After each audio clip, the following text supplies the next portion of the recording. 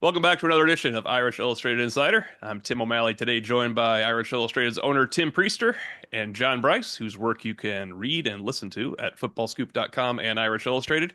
Guys, when we gathered last for a press conference, Rob Hunt stole the show. I think a couple of podcasts and JB's detailed story on the injury situation heading into the spring has been covered. I want to circle back kind of quickly because I think we sure did want to hear about a GM, and when Mike Martin took the stand or took to the podium, we enjoyed him, but he got the short shrift a little bit last week because Rob Hunt gave us more personnel updates than I can recall getting at a press conference in my lifetime. Tim Priester, you probably got more someday, but I'm not sure when it's been since. No, I actually reached out to Rob Hunt and said, thanks for doing that. We really appreciate that because it really gives us perspective going into the Yeah, spring and it serves Notre Dame too, because Marcus Freeman that will be a lot of questions that Marcus Freeman right. doesn't get, especially the handful of guys that are frontline players that they'll just pace him a little bit considering that the season went so deep. But Mike Martin, we did touch upon him a little bit the other day, and as I went through my notes again, I just was impressed with how impressed he is with Notre Dame. I think he's finding things out about Notre Dame that he didn't know, previously. And he did admit, I didn't know, about the networking at Notre Dame, which anybody that has been a part of Notre Dame, that's a term that's used very frequently. It's a big part of what Notre Dame is all about, the Notre Dame network and Notre Dame people helping Notre Dame people. So I just really came away from it with a great appreciation for as a Notre Dame person, as Tim, you are grew up here. When somebody appreciate when they come into the Notre Dame situation and they appreciate what they see and feel, I appreciate that because that means you understand what Notre Dame is about. Well, and I think it means you've got somebody coming in there with their eyes wide open and who not only appreciates it but already has something of an understanding of it. I had the piece on Football Scoop that we had worked very diligently on Mike Martin yesterday. It's still standing today, I believe, as the lead story. It was really fun to talk to Norv McKenzie, who's Georgia Tech's running backs coach, but a former Mike Martin teammate.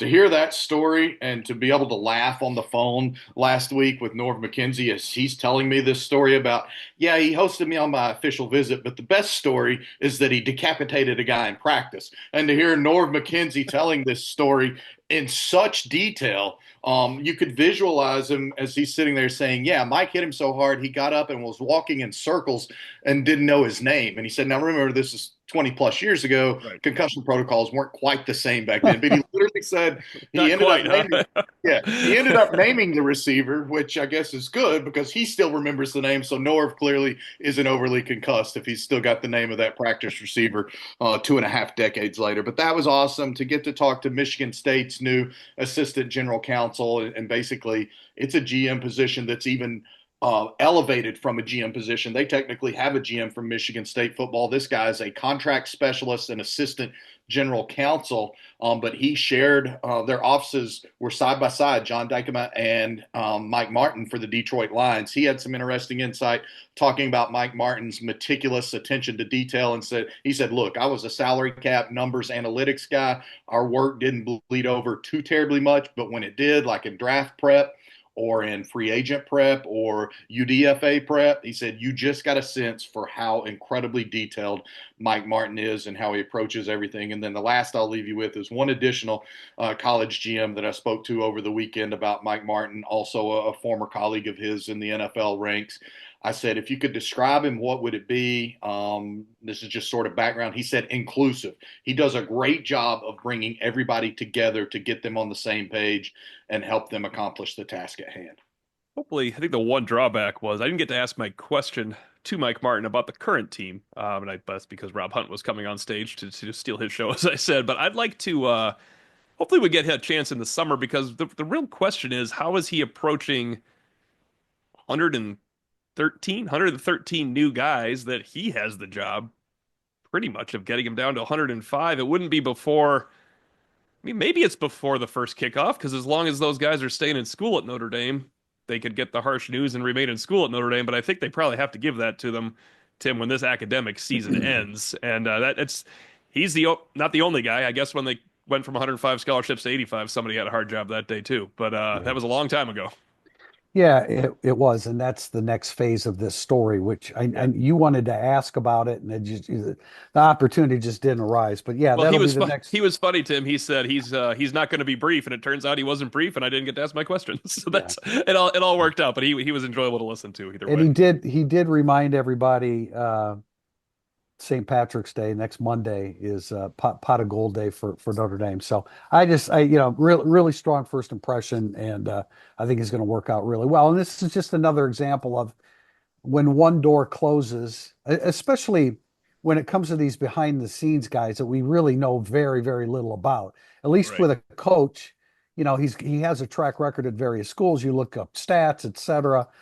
These behind the scenes guys are a little bit more to figure out, and so good to get an insight into who Mike Martin is. And And well just timed. Oh, go ahead, JB. I was just going to say, just because it naturally dovetails into this discussion, I'll remind 4 weeks from today is the next court appearance on the House settlement when it's expected to be formally passed. That's April 7th, so that's 4 weeks from today. But also worth noting, there's some testimony taking place this week, I think, on Capitol Hill from various NCAA officials, coaches, the Wisconsin AD among them, I think the Louisville swimming and dive coach among them, that all pertains to the upcoming House settlement. So again, we expect that 105-man roster to be fully passed and revenue share to happen next month, but there's still some developments in the 4 weeks between then and now. It feels like director of recruiting Carter Allman has been official for a long time because JB told us and told Four Horsemen Lounge, but I'm not sure if it was officially official when we last gathered. He's got a task ahead of himself too because it is a short turnaround. And I guess when I said they needed a GM more than they needed a director of recruiting, it was kind of right, but they really needed a director of recruiting to be named as well, guys.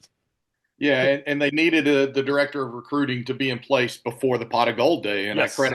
I credit Mike Martin for pointing out that, hey, this has been branded. Notre Dame is the only place that has branded this. And so you saw some humility and selflessness from Mike Martin in those comments because he's very clearly giving credit to those before him, the Chad Bowdens, the Dave Peloquins, the whomever. But you needed Alman in place. Now, I do want to stress that Alman is in place and he's director of recruiting. They're still going to hire effectively a co-director of recruiting. So they're not done hiring. They added one young staffer from Virginia State to the recruiting department within the past week. But Alman's news is significant, especially because he did turn down the Wisconsin GM job, among other entreaties from the outside. But he's loyal to Notre Dame. He's been very, very loyal to Notre Dame. He's the last standing member that dates all the way back to the Brian Kelly era when he was working as a student in the recruiting department. So a tremendous job of keeping him in the fold by Notre Dame. And he's key to what they want to do a week from today for Pot of Gold. And he's key to a lot of the relationships and everything moving forward. And I would remind, even in December, he was one of those figures that they sent out on the recruiting trail during the recruiting period while the coaches were all still on campus preparing for CFP games. Well, in Irish Illustrated's Eric Thomas, his path crossed with Alman, right? He was working in the football office at that time as a student. So Alman's an alum. He was a grad assistant. He was assistant general manager on Bowden and Caleb Davis. So again, a good fit. I mean, we talk all the time about how unique Notre Dame is, and especially unique is the recruiting process just because of the nature of who Notre Dame can and cannot pursue. So when you have an alum, you have somebody that's been through the paces with this current staff or with previous Notre Dame staffs. That's a real benefit. Tim Priester, I encourage you to chime in here because I am leading into a story at an interview you did with Tom Zibikowski, but I wrote down 1990 and 2005, the two most beloved Notre Dame football teams that lost at least 3 games in the history of the program because I think it coincides with the popularity of Irish Illustrated rising at the time and preponderance of recruiting sites becoming hot. But is there a more beloved team than the 2005-6 range Notre Dame Fighting Irish that didn't really win all that much? And I think the embodiment of that team would be Brady Quinn and Tom Zibikowski, and Tim Priester had a chance to do a story on the latter. Very well received, and people, if you ask a lot of, let's see, Tom Zibikowski was 05, 06, 07, 04 as well. He played the play against Michigan State. If you're asking 24-year-olds right now who their favorite Notre Dame football player is, there's a chance Tom Zibikowski lands on that list. Yeah, definitely. Yeah, I broke it down into two stories. We talked about his new head coaching position with at St. Patrick's High School, which is the president of St. Patrick's High School is Dan Santucci, who's an Mhm. offensive lineman in Notre Dame and a teammate of Zibikowski's.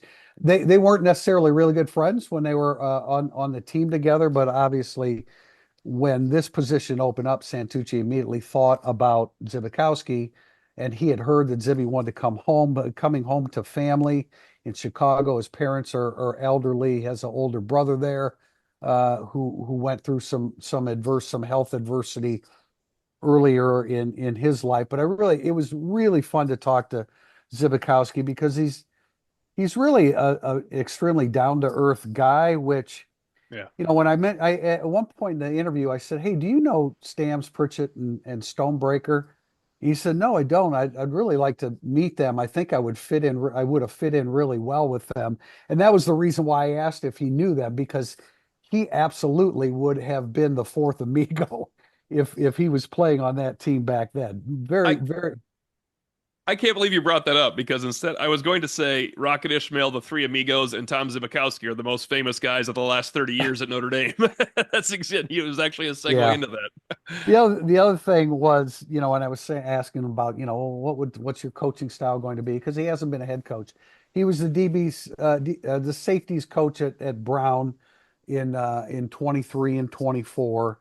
Anyway, he said I'm a lot less of a hard ass than people would imagine, and I laughed because you I yeah, that's kind of how you envision Tom Right. No, Zibikowski you for do. those You that do. remember him. And he said, I don't really coach that way. I'm relatable to almost every kid. There aren't many kids that I don't at least understand or empathize with as far as where they come from and what they're doing and what they think about. So anyway, he's really excited about he's going to be in the high school every day. He's Yeah. going to be involved with admissions, but he's the football coach at St. Pat's, and they're very excited about it. They went 2-7 last year. Their coach moved on, and the entire his entire coaching staff. They are also teachers within the school Hmm. or on the administration within the school. Which, man, I'm not sure that that's the case much anymore. I know when I was Used to coaching have to be, right. Yeah. yeah, I know, but like Yeah. when I was coaching high school baseball 12 years ago, most of us weren't teachers in the school, so that's kind of an old-fashioned way of thinking about things. But anyway, I don't want to get too deep into this because I'm going to do an ISO Irish Illustrated ISO coming up, and I want to get further into Zivikowski. But in the second segment of this interview that I did, he talked about how he predicted they were on spring break in March of 2005, and a bunch of the guys, Ryan Harris being one of them, Notre Dame's analyst on the radio broadcast. And Zibby, he didn't return punts his freshman year, but he obviously knew he was going to be the lead punt returner in 2005.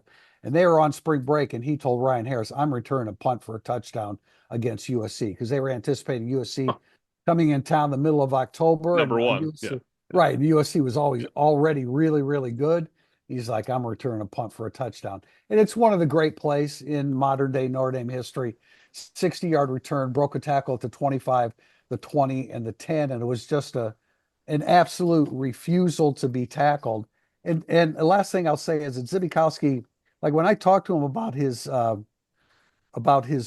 coaching, becoming the head coach, he said nothing about himself. It was all about the kids and what we want to do. And kids are no different than they were, back then. They want to be coached hard, et cetera. But then when I talked to him about his Notre Dame days, and we talked about that 60-yard return, he said, I don't have the quote right here in front of me, but he said that's why people like me, because that they knew I was that kind of player, and that situation dictated that I cannot be tackled in this situation, and he refused to be denied. So really a fun story. Getting together with him. His challenge now is to get me an interview with Jeff Samardzija. Jeff Samardzija does not like doing interviews, but we got to have Irish Illustrated's got to have something on Samardzija. So I'm gonna employ Zibikowski's help to get that done. JB, I he had only a have one touchdown against quick Tennessee. He had a touchdown against Tennessee that year too, JB. I only have one quick Zibikowski story, and it is twofold. You just referenced it. That was the first game I ever covered in Notre Dame Stadium Oh, wow. 2 decades ago. Hard to believe as it is, but I was at that game. But then 2 years ago, before he had taken the job at Brown, Lance Taylor had invited me up on behalf of Football Scoop to do a full all access spend the day story with the Western Michigan staff. And I got to spend some time that day with Zibby, and he was a quality control coach for Western Michigan. And I mentioned that game to him, and he knew his stat line. I think he said he also recovered a fumble in that game, scored a touchdown on special teans, He had a great day. and I forget how many tackles he had. And then he said, and they gave player of the game to Brady Quinn. And like, you could just tell 18, that was 18 years later at the time, but 18 years later at the time, he was still chagrined that Brady Quinn, not himself, had gotten player of the game as they romped Tennessee that day. And I believe that was either the first game after Randy Sanders had been forced to resign as offensive coordinator, or the very next week, Randy Sanders resigned as offensive coordinator. And then 3 years later, Tennessee fired Philip Fulmer. So I Hey, have one Tim, quick Tom Zibikowski story. 2008, I just moved back in '07, but 2008, St. Patrick's Day, so I had not covered the team yet. Obviously, I know who Tom Zibikowski was, and my wife and I were at Coach's in the afternoon for St. Patrick's Day. Tom Zibikowski was in there. People were kind of leaving him alone. It was 2 in the afternoon. Someone who had been going at it since breakfast went up to Tom Zibikowski and was a little too rude. And I just kept wondering what is going to happen here because it's not going to go well. And Tom Zibikowski was the ultimate gentleman, not taking the bait at all, just waited. And somebody else got the guy away from Tom Zibikowski. And I thought to myself, can't believe his restraint. And number two, good thing it wasn't 2 a.m. instead of 2 p.m. because Tom Zibikowski might not have the same restraint yeah, at that point. the former professional boxer that finished Yes. 8-0 and Yeah. boxed at Madison Square Garden. Again, that'll be part of my ISO coming up. But you know what? He said I wanted to be a quarterback in college, but I knew that I couldn't pass up the opportunity to play safety at Notre Dame because Notre Dame was going to be the best thing that could ever happen to me. We both had a laugh about the times both of us went into the classroom at Notre Dame scared to death because there are a lot of smart people in those classrooms. And he felt it and I felt it. But so he never played offense, scored 7 touchdowns in college, 3 punt returns, 3 interception returns, and a fumble return. He probably could have That's played not quarterback in '07. Would have worked out okay if this Yeah, no ran. kidding. That's not bad. 7 touchdowns for a Yeah. guy that never was on the offensive side of the ball. Very quickly, guys, we have a question on this as well. But Notre Dame ended on a high note. Tim, pretty sure you covered the game, got a little more than you bargained for with the four Yeah, overtime honey, victory. I'll be home soon to go out to dinner with you. No, I Yeah, won't. it's reminiscent of the 5 overtimes with Louisville, where I think my wife got home like, "What happened?" But 4 overtime, 112, 110. I feel like about as excited as you can get for two 7-13 teams battling it out. They both wanted that game pretty badly. Both were very tired at the end. Marcus Burton's 43 points is the most I have ever seen a Notre Dame player score in a game that I watched. Makes sense because the last time someone scored more, I was two. But Tim Priester, did you see that one by Adrian Dantley in 1975? I wasn't there in person, but I did see it. Well, you know what? I didn't see that one. I take that back. I did see Austin Carr score 55. Well, that's But you're yeah, safe with that one. I did. I actually was in person for that. But yeah, I mean it was bad basketball as you would expect for most of the game. And then when it became Yeah, competitive, it was really, really entertaining basketball. Marcus Burton, and the thing was Burton had 18 at half and really didn't have a good second half. right. Kel did a good job of limiting him, and then they The couldn't Stojakovic control. son. Yeah, Stojakovic, who Notre Dame recruited, he's a pretty good player. He can take it to the bucket. He can drive to the bucket. He can shoot the basketball.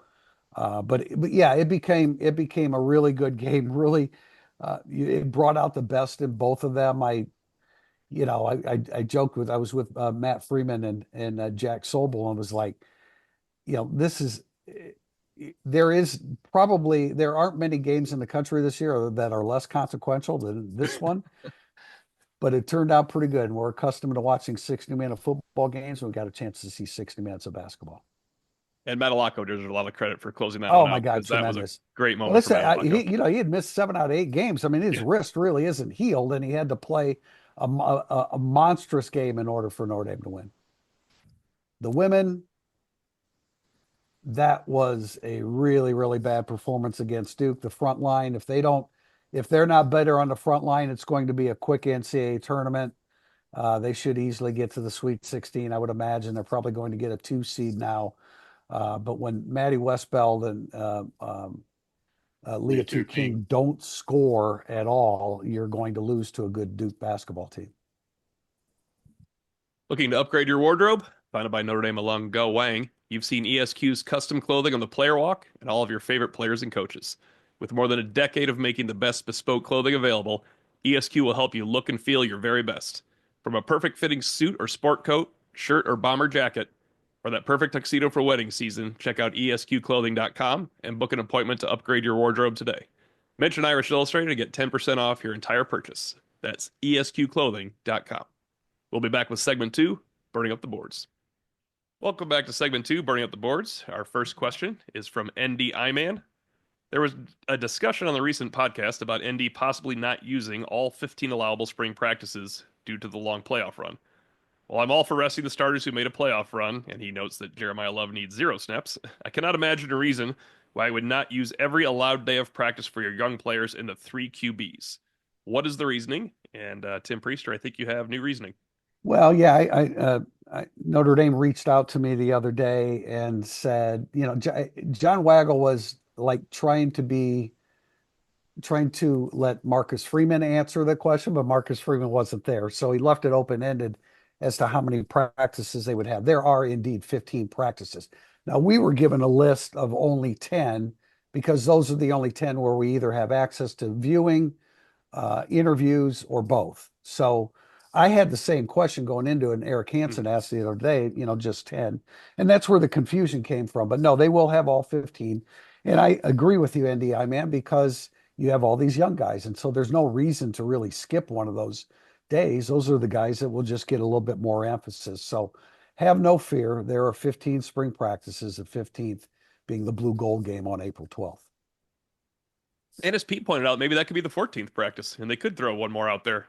Yeah, that could be. I like that idea, kind of like a cleanup situation from what you've done. Now you have to obviously, maybe a lot of the guys that didn't play the blue gold game are involved in a light workout that day or something. But it's Yeah. so condensed they had to get a little bit creative. Yeah, So they could spread it out. Yeah, I haven't heard anything about that, but I thought that was a good suggestion by Pete, and it probably would be a really good thing for the team to be able to do that. So we have a question from Siggles. 2 aspects of many that contributed to such a successful 2024 season were explosiveness and highly efficient tackling.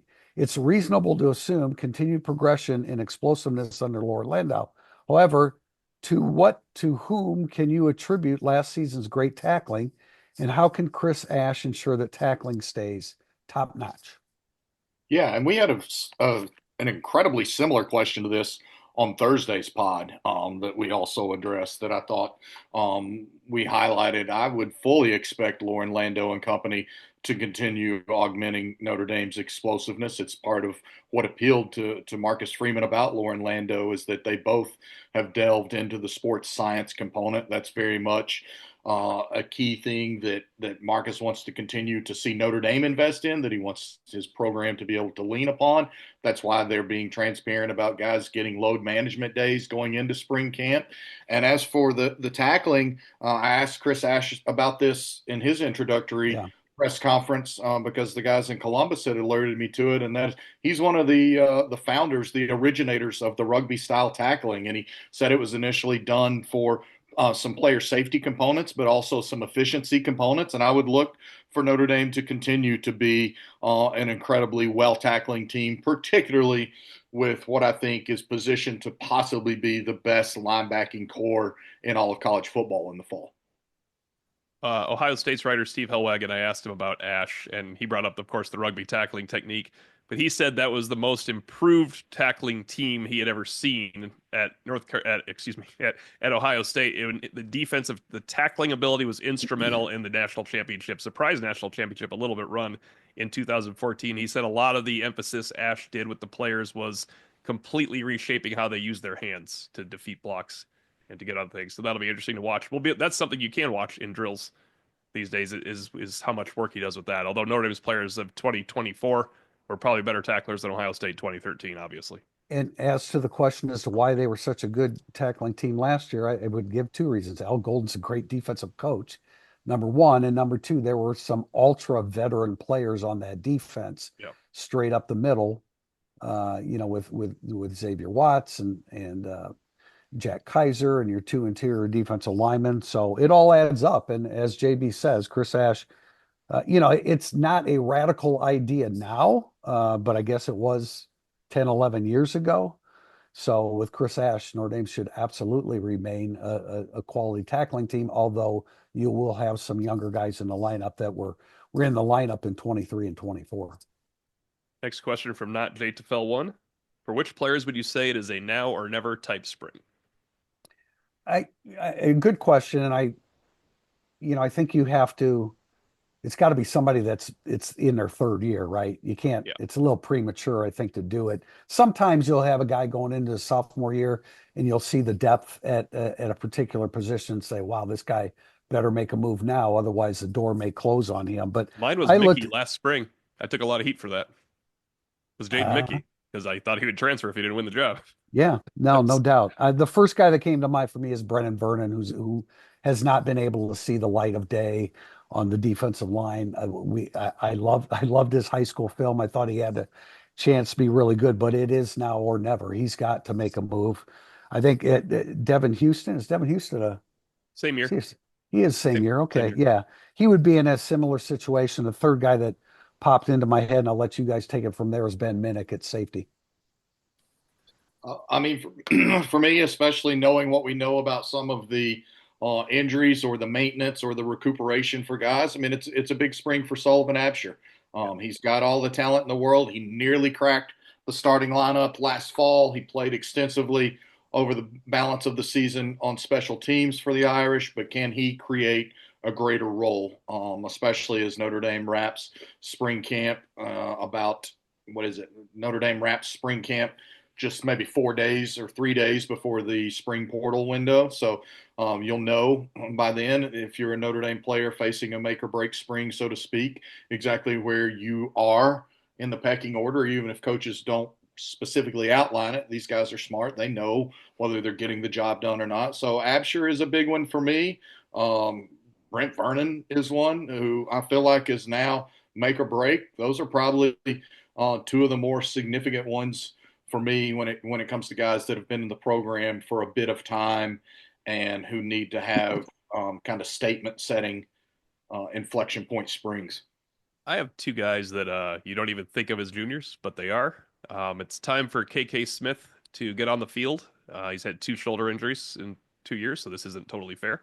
But KK Smith has guys in front of him, in his class, and behind him that can all play. But it's also a path. There's a path to the top six receiver at Notre Dame. If you're any of those guys, so you could be a top six receiver at Notre Dame. Maybe not a top four, but a top six.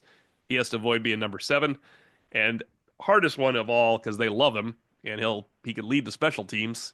But Preston Zinter is in a great group of linebackers. And he's Yeah, because of Madden Faremo, he is still the extra wheel in that rotation unless he can beat out one of the others. So, and the other thing is Preston Zinter can go start somewhere. The way Max there is Bullough no talks guy. about him, he can go There's no start somewhere. doubt. I've liked him from day one. He Yeah, shows up in practice every time we go. It's really an unfortunate situation it because is. he absolutely can start on a Power Four team somewhere in the country. Tim, I think it's a good point with KK Smith, and it's going to be a great opportunity for him to prove himself Yes. this spring because there'll be no Malachi Fields, no Will Pauling, and limited Jaden Greathouse. Right. So And it's a no great Jordan Faison, and and or right. Oh, that's almost right. Yeah, almost no Jordan. Jordan Yeah, Faison. no, I mean, he didn't do Yeah, much last yeah. spring. So yeah, no, good point. Great opportunity for KK Smith, no doubt.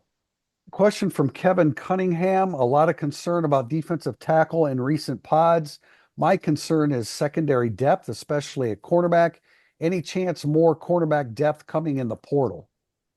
I think it would be a great question if you didn't look at what's coming in the summer. Um, Yeah. when you have, I know Cree Thomas is on campus now, but you're going to have Dallas Golden and Mark Zachary, and your secondary depth is coming from those guys, just like it did last year with Leonard Moore and Carson Hobbs. I was a little skeptical because I did not know Leonard Moore was the next Sauce Gardner / Benjamin Morrison, but when they said this that depth is coming there, I think that plan is the depth is coming this summer.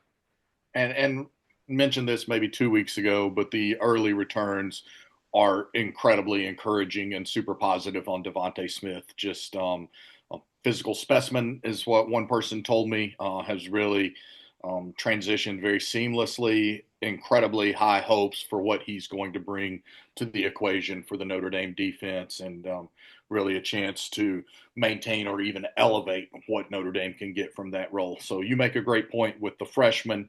I think Devontae is very much already turning heads. One of the elements, he's one of the people that I'm excited to see over this course of spring camp as it opens up next week. So I think now you can look the portal window. People are going to get tired of me saying it, but I'm doing it to try and help. It's April 16th through the 25th. So there will be a window if Notre Dame concludes its spring camp and feels like, oh snap, we need 1 to 2 more bodies. They'll have to do some roster juggling. That will be Mike Martin among his earliest, stiffest challenges. But there will be a window where if Notre Dame feels it's necessary, there will be secondary players in the portal. I know from talking to some agents around the country, there are already some skill players on both sides of the ball that know they're going into the portal in April. But it's going to be difficult. I mean, if you're okay, say you're a corner and you put your name in a portal, you look at Notre Dame's roster. I mean, Yeah. it's like you're, oh I mean, wow, hey, that's I no, got. it's like getting a good tackle a couple years ago with Fisher and Alt. Hey, come play, come join us. Okay, great. I mean, you're looking at that. It's like, okay, where's my playing time going to come from? I realize, like from a Notre Dame perspective, if there's an injury or two, yeah, okay, you need that corner. But Yeah. if you're a guy in the portal, if you're a corner in the portal, you're not looking at Notre Dame's quarterback depth chart and saying, "Hey, man, I got a great opportunity to step right in there." So it's tricky. I know we always tend to look at like, just how I explained from the perspective of the Notre Dame fan as to what they want. But man, the portal is it's going to be very difficult to find the kind of guy that can really help you, that is willing to choose Notre Dame under the circumstances. From VA Doc 88, love the article on Zibby, which reminded me the best game of the Weiss era was a loss to USC. Is having the best loss of a coach's ND career unique to Weiss? That's a great question. You're probably you. I'm impressed by that I question, mean, I man. know I've been around longer, but I mean, I've never known of that was the best game of the Weiss era was a Yeah. loss. It Well, just they played was. so admirably well, where in BK's losses against great teams, they didn't play admirably well. And BK's best win was the Clemson. Well, he had a great win with the Clemson win too. It's hard to think of one. I mean, Ty had some great wins to start his career. Bob Davie had the only no penalty, no turnover game for Notre Dame against LSU. That's probably his best. Lou Holtz had big wins. That takes him out of the equation pretty quickly.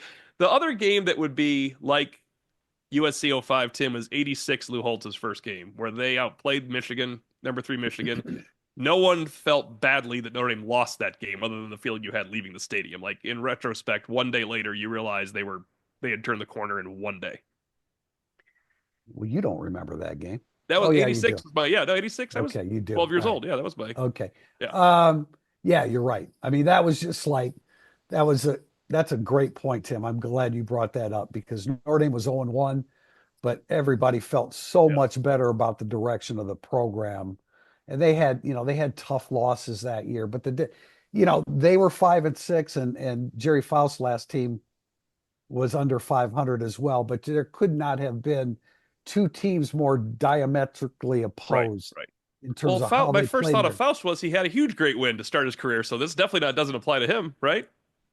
Well, that's true. But Yeah. LSU they weren't good that year. Yeah, it just seemed like That at the was time, I guess, was it the did. That was yeah, if I'm not mistaken, that was a 4-7 LSU uh, team, which was kind of lost in all of that. But yeah, that's a good point because the way Notre Dame fans felt coming out of that 86 loss to Michigan, they already felt like they were back and on their way. from Andrew Douglas Hall. This is a great question. As Notre Dame in the college football world figures out the role of general manager, where do you think cutting NIL revenue share from a surplus area, his example is Notre Dame's running backs room, to augment another area, like defensive line, fits into roster building and game plan? Significant We, depth is obviously needed nowadays that changes yeah. the What do you situation. think, JB? That's something that I've actually discussed with GMs, and I think we basically heard Mike Martin allude to this last week in his introductory press conference. What are the positions of priority within a respective program? And I think it could change on a year-to-year basis. But yes, on a year that you feel really good about Jeremiah Love, Jadarian Price, probably Aeneas Williams, and Kedron Young, you probably don't feel the need to necessarily invest the same in a Jabron Payne, Yeah. especially as Jabron Payne is coming back from injury. In a year where, and I'm not saying this is where Notre Dame is right now, but in a year where you feel really good about the sum of your wide receiver position, then you better tell a KK Smith or a Cam Williams or whomever, like, this is a key spring for you to Yeah. earn your money. And I alluded to this last week. I've had more talks over the weekend. I'm getting ready to hop in the car and have a pretty lengthy drive. That's always a lot of phone time for me. I'm going to be talking with some more GMs this week about how they're going to approach it, how they're going to handle revenue share, and how many teams out there are going to sign guys to 2-year contracts initially, 2-year revenue share contracts, and then it will be revisited. So there's very much going to be a sliding scale. There's very much going to be an inexact model, but I've talked to enough different GMs, literally in the SEC, the ACC, and the Big 12, to where I feel like I have a decent handle on what they're going to do, and that is going to be that system of signing folks, and the Big Ten, I should note, of signing folks to 2-year deals where the revenue share is this. If you outperform it, you'll get a new deal. If you underperform it, you'll be asked to take a reduction, or you'll be told that here is the portal window. This is a great question and extremely difficult to pin down and answer because You can't answer yeah, it I mean truthfully. you're real That's why. yeah, and You this is can't. what Yeah. this is what makes a general manager so essential to the You game can't now answer it because truthfully. You can't. and because the nature of the sport, you're suddenly going to have a rash of injuries at a position, and if you think there's a surplus one day and the next day it's not, and you got rid of you let a guy go because you didn't feel like you had room for him and there was another position to tend to. This is really difficult. That's number one. Number two, the notion that any team playing in its 16th game of the year is not going to have a gap due to injuries, that's almost impossible. It's the attrition over the course of a season is just generally speaking is going to be too great. So you may need two damn general managers for this, man. I don't know how you keep track of it, but it's a great question. But I just worry about one minute you think you have a surplus there, and okay, think about it. The injuries I that know what you're gonna say. the injuries that occurred in the Purdue game. Yeah. I Yeah. mean, all of a sudden you're and then shortly thereafter with Bubakar Traore against Louisville, all of a sudden your defensive ends, Burnham's hurt. You add all to it along with Vitello. So great question, very difficult to answer and very difficult to keep in order for any program. I have one quick one to follow up here. Surplus at quarterback. How much are you gonna pay Yeah, your third quarterback? How about if they all decide to say for some crazy reason and Noah Grubbs joins? What's your surplus for that quarterback room? Trying to pay 4 quarterbacks at Notre Dame. That is going to be a problem for people for a long that's time. right, and that's why a guy like Kenny Minchie. I mean, what can he make somewhere else? Right. Let's say he's third team, not No, I know. Yeah, it's an example. Yeah. let's say he's third team. Somebody out there is going to give him a number two or number one opportunity. Right. Question from DW Stall 81. What's wrong with recruiting? Seems headed towards a second down year. I didn't choose the question. I like the inflection. Now, I was going to also add Tim G10's question about recruiting. Are the wide Okay, receiver recruiting woes more about not putting guys in the NFL gotcha. at the position, Sorry about that. or is it more about the guy coaching that position, or the fact that Notre Dame is a run first kind of team? There were about 36 questions about recruiting, and I decided to add these two as Do our we so the freshman class of 2025, they're no good? We know that already? Do we know that? we don't. Leonard Moore was just a three-star that we haven't even seen him on the field I yet. think they're And angry about the 26 class, I probably. understand. I Yeah. understand. No, it's when you get hits at wide receiver, a position of great need for Notre Dame. I mean, when you lose two 4-star receivers to Clemson Yeah. No, I get it. simultaneously, basically, that it adds up. It'll add up because that's a position. If Notre Dame's missing out on tight end. I mean, tight ends, they really need some now. But if Notre Dame misses out on the linebacker right now, you're like, well, we just got the two best linebackers we could have possibly landed 2 years in a row, so that's going Yeah. to happen. But Yeah. a wide receiver, I get it. Defensive tackle, I get it. JP. Yeah, I was just looking right. I mean, I've held that up. That to me is the next step. More so, the defensive tackle, a guy that again we hear talked about and discussed in the same ilk. Well, he's not a defensive tackle, but an Abdul Carter or a Mikael Williams or some of the other big studs that are projected to go in the first round of next month's NFL draft. And when you talk about the receiver position, yeah, I think that kids have all the information in the world at their fingertips, and you can see that Notre Dame's leading receiver last year was Mitchell Evans with 43 catches, Jaden Greathouse 42, and Jaden Greathouse had what, about 25 in the regular season and then Yeah. exploded onto the scene. So, I mean, your top wideout had 25, 26, 30 catches last year.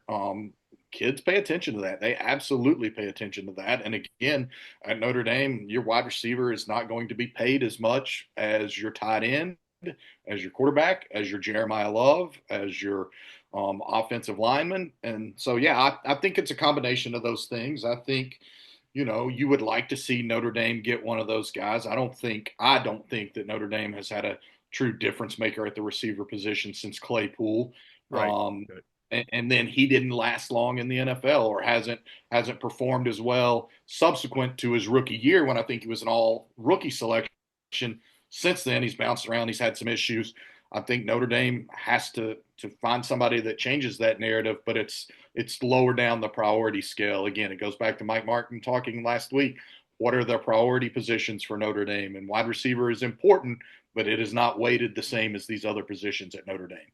Yeah, I think that of the three that Tim G10 said gave, three possibilities, I think it's more not putting guys in the NFL, and that Notre Dame is a run first team. I I don't agree. know. I don't know how much it's on Mike Brown, but that's the nature of the recruiting game, that if you're not getting guys, the position coach is got to be accountable for it. But hey, this is the flip side of being an offensive line, defensive line driven team. That sounds good when you rush for 220 yards and you're pounding the football and you're making a physical impact Yeah. on the football game. But Notre Dame is not known and has not been known for their passing game per se, even in some of their better years.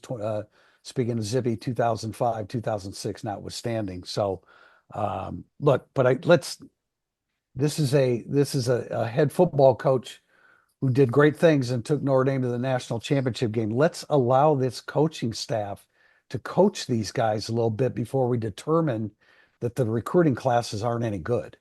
And I specifically think CJ Carr, specific to CJ Carr, although Angeli could win the job, but I think CJ Carr has the ability to throw Notre Dame right into some better wide receiver Agreed. recruitment, Sure. just to No be doubt. quite frank. And as I've alluded to time and time again, guys want to know who they're going to be catching passes from, and Notre Dame hasn't been able to go onto the recruiting trail and tell them, you're going to be catching passes from this guy next year. They have that opportunity, especially potentially with CJ Yeah. Carr. Good point, JB. Final question from CMU Pens fan. Do you think there's less concern internally from Notre Dame on recruiting because of their success of finding the right guys in the portal? It's a good question, but it does flies in the face of the saying we're going to be married to the recruiting, or we're going to major in recruiting and minor in the portal. But Yeah, sometimes you have to. I don't think anybody in the football office is sitting around and saying, that's okay. We lost that guy. We'll pick him up in the portal. That's not the attitude.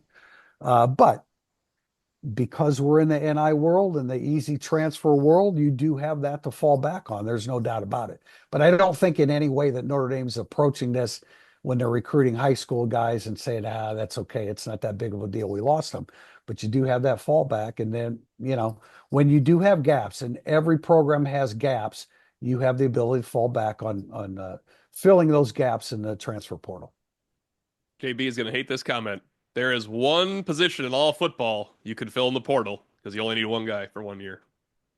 And no, every other position, you can't build a team out of the portal. You can't say, Notre Dame tried, we're getting these three wide receivers, and those three wide receivers are going to make us good. You can get Riley Leonard. It's not ideal, but you can't go, you're going to go defensive tackle shopping and make your whole college football playoff out of your defensive tackle in the portal? It's not a thing because you need too many players. Quarterback's the only one, and you're on thin ice when you're doing that all the time. Yeah, you are. You're on thin ice when you do that all the time. I don't hate that answer. I don't disagree with it because obviously Notre Dame has done it quite effectively Yeah. with Cone and Book, and then especially with Riley Leonard.